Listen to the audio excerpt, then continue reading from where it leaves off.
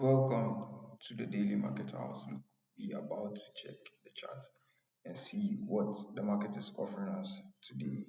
To start off, we are looking at the DXY. So with the DXY on the weekly chart, we can see that we are heading for the highs to this left at the moment. Currently, what we can see price do is what? Let's just move to the daily and get a much clearer view. What we can see that price is doing is that we can see that what we are selling at the moment to the lows. I actually have a direction for the DXY, which on the 4 hour we can see that we have what mitigated the zone.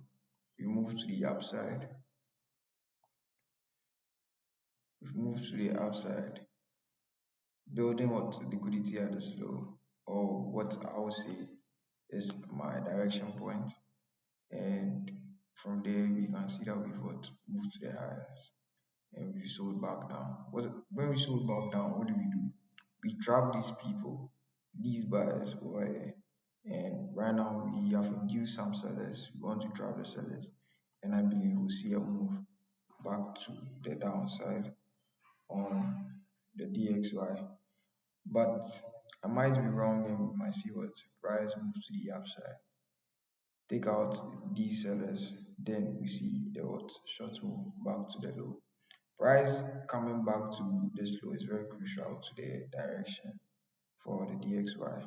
I know that we've got built liquidity to the left, and no matter what happens, I would like to see what price move to the downside. Price can choose not to what sell off from this point, but if it takes this high, I would like to see it what move back to the lows.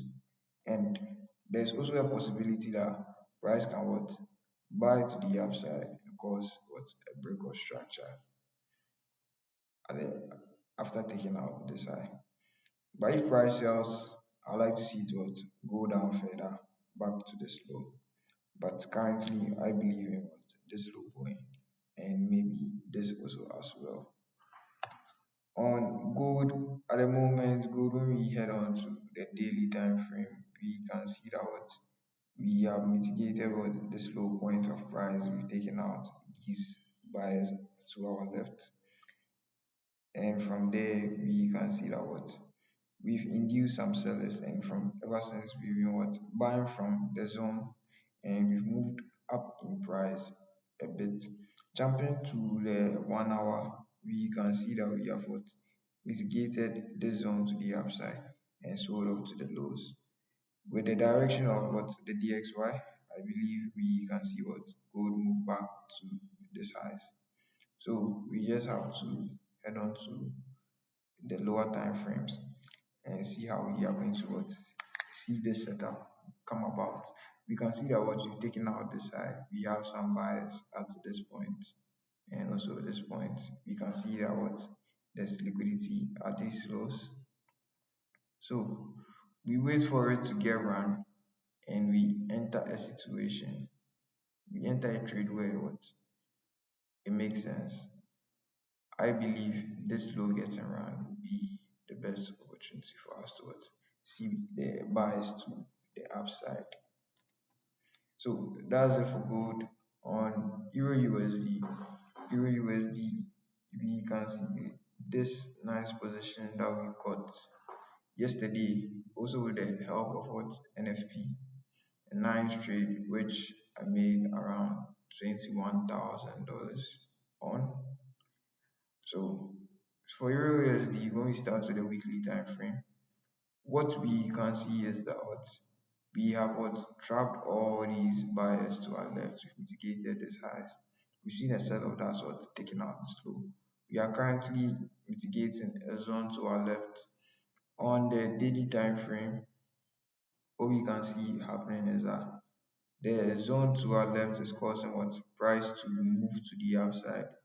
We have these highs at the moment, which I am targeting on the daily. When we move to the 4 hour, what we can see is that what price has mitigated the zone to our left, and we can see what it has taken out some sellers and it is what building liquidity at the highs. This resembles the DXY. You can see that what we are building liquidity at a high. So no matter what, I would like to see what price what head to the highs, which is our target. I believe that it could happen this way, but if we see the sell-off taking out the lows, we can still what have faith in it going to the upside. But it can also what come for this low, like I said, and cause a break of structure. I am There's many possibilities that will happen with the dollar at the moment. So the best thing I would say we should do is just what remain vigilant. And today is also a bank holiday, so we must be cautious. I trade on bank holidays though, but just be cautious. On GPUSD, starting off with the weekly time frame, GPUSD is in a tight spot for me. I want to see this lows go, but at the moment it's not looking like the best price action. As you can see, we mitigated it, we moved to the upside, we induced buyers, built liquidity at this lows, and would like to see what price move back to that low. On the daily, you can see that we've what moved to the upside and taken out the significant high. When we come to the 4 hour, we would like to see what a short move happen on GBP USD. But currently, we can see that we are mitigated in the zone we are building. Potential, maybe liquidity at that side.